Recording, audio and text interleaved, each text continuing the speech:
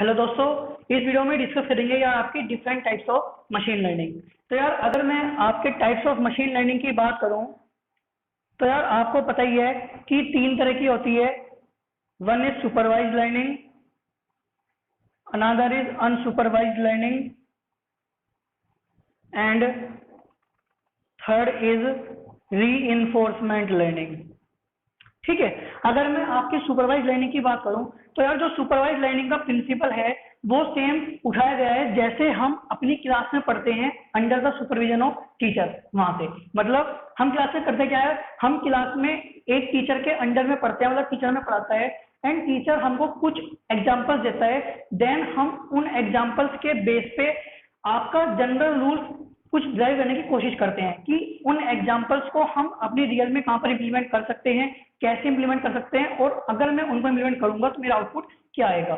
ठीक है, तो बेसिकली क्योंकि वहां पर हम under the supervision of teacher पढ़ते हैं तो वो हमें गाइड कर रहा है। तो सेम हम सुपरवाइज लर्निंग में क्या करते हैं यार, हम इनपुट के साथ साथ कुछ लेबल्स भी देते हैं कि उसका आउटपुट इसमें से क्या होगा। देन वो उसके बेस पे आपको प्रोसेसिंग करके आपको फाइनल आउटपुट देता है। तो यार अगर मैं सुपरवाइज लर्निंग का एक थोड़ा डायग्राम से दिखाऊं तो यार लेट सपोज कोई आपकी मशीन लर्निंग की एल्गोरिथम है, आपने इसमें डेटा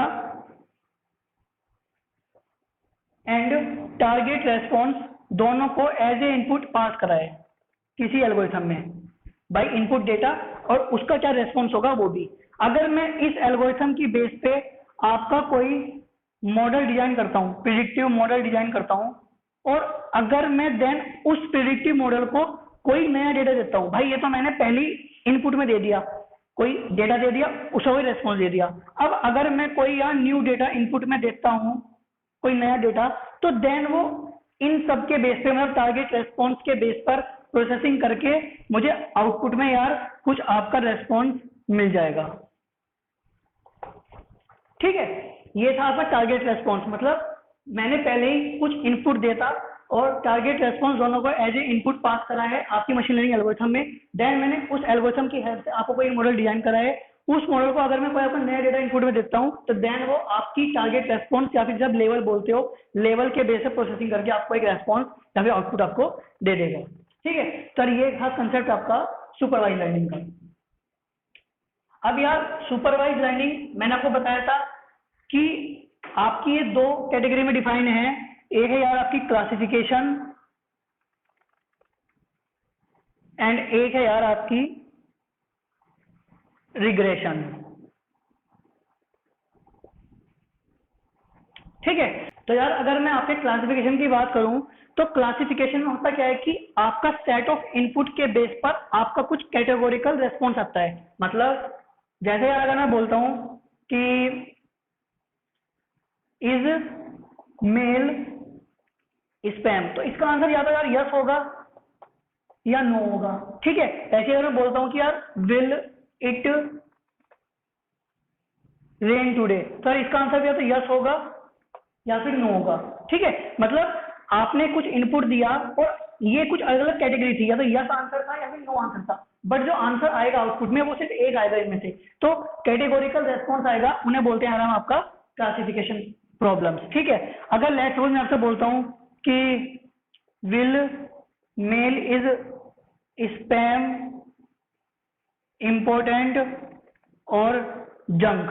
अब यहाँ पे मैंने तीन ऑप्शन दे दिए, या तो स्पैम या इंपोर्टेंट या फिर जंक, बट आउटपुट में तो एक ही आएगा ना इन तीन में से।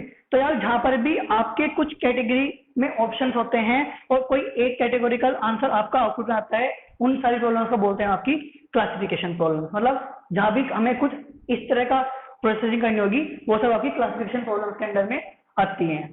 ठीक है, और यार अगर मैं आपकी रिग्रेशन की बात करूं तो यार रिग्रेशन में आपका कंटिन्यूअस वैल्यू आउटपुट में आती है। जैसे अगर मैं आपसे पूछूं कि what is the cost of house, तो कॉस्ट ऑफ हाउस कोई एक वैल्यू होगी जो एक कंटिन्यूअस वैल्यू है, मतलब वो आउटपुट में आएगा। तो यार ये सब प्रॉब्लम आती है आपकी रिग्रेशन में। या फिर अगर मैं आपसे बोलूं कि what is the value of stock, ठीक है, तो यार ये सब प्रॉब्लम्स हैं आपकी रिग्रेशन के अंदर। अभी आपने इससे पहले क्या देखा कि एक में तो आपके ऑप्शन एक ही थे, जैसे यस या फिर नो, और आपने कुछ में देखा, जैसे आपने देखा था कि मेल आपकी स्पैम है, जंक है या इंपॉर्टेंट है। तो यार इनको भी हम दो तरह से बोलते हैं। जहां पे आपका ऑप्शन सिंपल यस या नो था, इनको बोलते हैं यार हम आपका बाइनरी क्लासिफिकेशन। ठीक है, और जैसे आपका ये था कि जंक, स्पैम, इंपॉर्टेंट, इसको बोलते हैं यार हम आपका मल्टी क्लास क्लासिफिकेशन। ठीक है सर, ये सब था तो सुपरवाइज लर्निंग के बारे में। मतलब हमने देख लिया सुपरवाइज लर्निंग होती क्या है, क्लासिफिकेशन और रिग्रेशन होता क्या है, एंड क्लासिफिकेशन एंड रिग्रेशन के अंदर कौन कौन सी आपकी प्रॉब्लम आती है। अब बात करते हैं यार हम आपकी अनसुपरवाइज लर्निंग की। अनसुपरवाइज लर्निंग में यार हम कोई लेबल नहीं देते। मतलब सुपरवाइज लर्निंग में हमें क्या करता, सुपरवाइज लर्निंग में हमने इनपुट के साथ पहले ही कुछ टारगेट रेस्पॉन्स दे दिया था कि भाई आउटपुट इसमें से कुछ होगा। बट अनसुपरवाइज लर्निंग में हम ऐसा कोई भी लेबल नहीं देते इनपुट में। तो एल्गोरिथम को अपने आप ही प्रोसेसिंग करके अपने आप ही आंसर निकालना होता है कि यार आपका आउटपुट क्या आएगा। ठीक है, तो बेसिकली यार इसमें हम ये नहीं बताते कि हाउ टू डू, मतलब कैसे करना है। ये वाली चीज आपकी अनसुपरवाइज लर्निंग में एब्सेंट होती है। इसमें बस हम सिंपल एक इनपुट देते हैं एंड देन वो उसी इनपुट के बेस पे अपने आप प्रोसेसिंग करके हमें आउटपुट देता है। जैसा लेट सपोज मैंने कुछ ये सब एनिमल्स थे, ठीक है, मैंने ये सब एनिमल्स इनपुट में दे दिए। इसमें से कुछ हैं यार आपके कैट, कुछ हैं डॉग, मैंने मिक्स करके दिए, कुछ कैट थे कुछ डॉग थे। अब जो आपकी एल्गोरिथम है वो अपने आप आइडेंटिफाई करेगी इनके फीचर्स के बेस पे कि कौन सी कैट है और कौन सी डॉग है। तो वो करेगा क्या, वो कुछ इनके फीचर निकालेगी एंड देन वो सारी कैट को एक ग्रुप में कर देगी एल्गोरिथम, और सारे डॉग्स को एक कैट ग्रुप में कर देंगे। तो यार इसको बोलते हैं आपकी क्लस्टरिंग, मतलब उन्हें क्लस्टर में डिवाइड कर दिया। तो अनसुपरवाइज लर्निंग आपको मैंने बताया था यार, एक तो क्लस्टरिंग में क्लस्टरिंग होता है, एक होता है एसोसिएशन, एंड एक था यार आपका एनोमली डिटेक्शन। इन तीनों में से यार सबसे इंपॉर्टेंट बात क्लस्टरिंग ही है।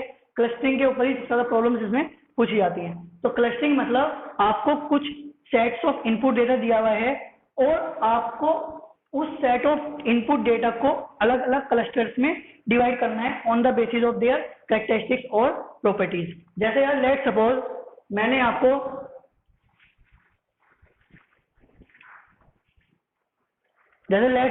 बहुत सारे न्यूज़पेपर दे दिए, ठीक है, अलग अलग लैंग्वेज में है, कोई आपका हिंदी में है, कोई इंग्लिश में है, कोई उर्दू में है। ठीक है, ऐसे मैंने आपको बहुत सारे न्यूज़पेपर दे दिए, और जब आप इसको अनसुपरवाइज लर्निंग एल्गोरिथम को दोगे तो वो इन न्यूज़पेपर के प्रॉपर्टीज को देखकर ही, मतलब इन्हें अलग अलग कैटेगरी में डिवाइड कर देगा, जिनको हम क्लस्टर बोलते हैं। एक क्लस्टर बन जाएगा आपका हिंदी न्यूज़पेपर्स का, एक बन जाएगा यार आपका इंग्लिश न्यूज़पेपर का, और एक बन जाएगा आपका यार उर्दू न्यूज़पेपर्स का। ठीक है, तो इसको बोलते हैं कि क्लस्टरिंग, मतलब आपके गिवन सेट ऑफ इनपुट्स को अलग अलग क्लस्टर में डिवाइड करना इज नोन एज क्लस्टरिंग। और यार ये एसोसिएशन और एनोमली डिटेक्शन तो जब हम अभी आगे पढ़ेंगे जब भी समझेंगे कि इन सबको हम कैसे और कैसे ये सब काम करती हैं। यार अगर मैं आपकी रीइंफोर्समेंट लर्निंग की बात करूं तो रीइंफोर्समेंट लर्निंग के में इनपुट के साथ हम उसका एग्जाम्पल दे देते हैं एक, मतलब इनपुट में हम एग्जाम्पल प्रोवाइड करते हैं, बट आउटपुट या फिर लेबल जैसी चीज हम इसमें नहीं देते। तो क्योंकि जब उसमें आउटपुट हमने लेबल नहीं दिया तो एल्गोरिथम को अपने आप ही प्रोसेस करना होता है, अपने आप ही आइडेंटिफाई करना होता है कि यार उस पर्टिकुलर एल्गोरिथम का सॉल्यूशन या फिर आंसर क्या होगा। ठीक है, तो इसमें क्या होता है, जब वो आपके गिवन एग्जाम्पल के बेस पर आपके किसी इनपुट डेटा पर प्रोसेसिंग करता है, तो यार हर स्टेप पर उसको या तो एक पॉजिटिव फीडबैक मिलता है या फिर निगेटिव फीडबैक मिलता है। ठीक है, उसके बेस पर यार ये आपकी कंप्लीट प्रोसेसिंग करता है एंड देन फाइनली इसको एक फाइनल में हमें आउटपुट मिलता है। अब इस पॉजिटिव और निगेटिव फीडबैक का रोल क्या है, अगर यार पॉजिटिव फीडबैक मिल रहा है मतलब जो उसने स्टेप परफॉर्म करा है या फिर जो उसने प्रोसेसिंग करी है वो सही करी है, हमारे वो करेक्ट आंसर की तरफ जा रहा है उसका। अगर नेगेटिव फीडबैक है मतलब जो उसने स्टेप परफॉर्म करा है वो गलत करा है, तो उसको उसे दोबारा बैक ट्रैक करके और कुछ और नया प्रोसेसिंग करनी होगी। ठीक है, अगर मैं इसका सिंपल एग्जांपल की बात करूं तो यार अगर लेट सपोज आपका कंप्यूटर अपने आप सीख जाए वीडियो गेम खेलना, मतलब आप नहीं खेलोगे, आपका कंप्यूटर अपने आप ही खेल रहा है वीडियो गेम कि कहाँ पर कैसे कौन सी चीज हिलानी है, कौन सी कैसे रेस देनी है कोई रेसिंग गेम में। तो यार अगर आपका कंप्यूटर अपने आप ही वीडियो गेम खेलना सीख जा रहा है तो यार ये एक एग्जांपल है आपका रीइंफोर्समेंट लर्निंग का। या फिर इसको आप ऐसे समझ लो जैसे चेस का गेम होता है, तो मैं पहले डिफाइन कर दूंगा कि यार अगर आप कोई गलत मूव करोगे चेस के गेम में तो आपको वहाँ पेनल्टी मिलेगी। पेनल्टी मतलब आपको निगेटिव फीडबैक मिलेगा। जैसे निगेटिव फीडबैक मिलेगा तो उसे पता लगेगा कि जो मैंने मूव अपना चलाया है वो गलत है, उससे मेरा आंसर नहीं आएगा, तो वो दोबारा बैक ट्रैक करके कोई नया और दूसरा मूव चलाएगा। अगर उसको वहां से पॉजिटिव फीडबैक मिलता है देन वो अपनी प्रोसेसिंग आगे करेगा, नहीं तो यार वो दोबारा बार बार अपना आउटपुट इनपुट चेंज करता रहेगा। तो यार सही बताऊं तो रीइंफोर्समेंट लर्निंग हम वहीं पर लगाते हैं जहां पर सबसे पहली बात तो आपकी जो एल्गोरिथम है वो अपने आप सॉल्यूशन निकाल सके, और उसके साथ साथ ये पॉजिटिव और नेगेटिव फीडबैक मतलब रेस्पॉन्स को बियर करने की क्षमता हो उस एल्गोरिथम में। हम ऐसी ही जगह आपकी रीइंफोर्समेंट लर्निंग को लगाते हैं। ठीक है भाई, क्योंकि आपको हर मूव पर आपके हर स्टेप पर आपको कुछ रेस्पॉन्स मिल रहा है कि आपने सही चला या गलत चला। तो बेसिकली यहाँ पे आपको कुछ पेनल्टी मिल रही है, मतलब अगर निगेटिव फीडबैक मिल रहा है मतलब आपको कुछ पेनल्टी मिल रही है, तो इन सब चीज को बियर करने की क्षमता होनी चाहिए आपके एल्गोरिथम में जब भी हम इन सब रीइंफोर्समेंट लर्निंग को लगाते हैं। अब यार इसके ऊपर क्वेश्चन कैसे पूछ सकता है एमसीक्यू में? इसके ऊपर क्वेश्चन पूछ सकता है कि उसने आपको कोई केस दे दिया और उन्होंने पूछा कि बताओ ये सुपरवाइज लर्निंग का है, अनसुपरवाइज का है या फिर रीइंफोर्समेंट का है। जैसे यार लेट सपोज एक एग्जांपल है आपका फेसबुक इमेज रिकॉग्निशन, एक है यार आपका analysis of bank data for fraud and non fraud transfer transaction बोल लो, है ना, ट्रांसफर ट्रांजैक्शन वही। और एक है यार आपका नेटफ्लिक्स मूवी रिकमेंडेशन। अब देखो यार अगर मैं फेसबुक इमेज रिकॉग्निशन की बात करूं, मतलब अगर फेसबुक आपने कोई पोस्ट डाली और अपने आप ही आपके फ्रेंड को टैग कर रहा है, आपको रिकमेंड कर रहा है कि यार इनको टैग कर दो, तो वो कैसे कर रहा है यार? अगर ये आपसे पूछता है कि फेसबुक इमेज रिकॉग्निशन आपका सुपरवाइज लर्निंग का एग्जांपल है, अनसुपरवाइज है या फिर रीइंफोर्समेंट का है, तो यार आपको पता होना चाहिए कि फेसबुक इमेज रिकॉग्निशन आपका सुपरवाइज लर्निंग का एग्जांपल है। क्यों? क्योंकि यार सुपरवाइज लर्निंग में होता क्या है, हम लेबल देते हैं। अब इसमें लेबल क्या है? जो आपने पास्ट में इमेज डाली है अपने दोस्तों के साथ, वो एज ए लेबल यहाँ पे काम कर रही है, क्योंकि आपने उन इमेज में अपने दोस्तों को टैग करा था। तो जब आपने कोई नई इमेज डाली अपने दोस्तों के साथ और अगर आपने उनको टैग नहीं करा, तो वो उस जो आपने पहले फोटो डाली है पास्ट में, वो उसके बेस पे आपको रिकमेंड कर रहा है कि यार इस दोस्त का नाम ये है और इसको आप ऐसे टैग कर सकते हो। ठीक है, तो इसलिए ये एग्जांपल है आपका सुपरवाइज का।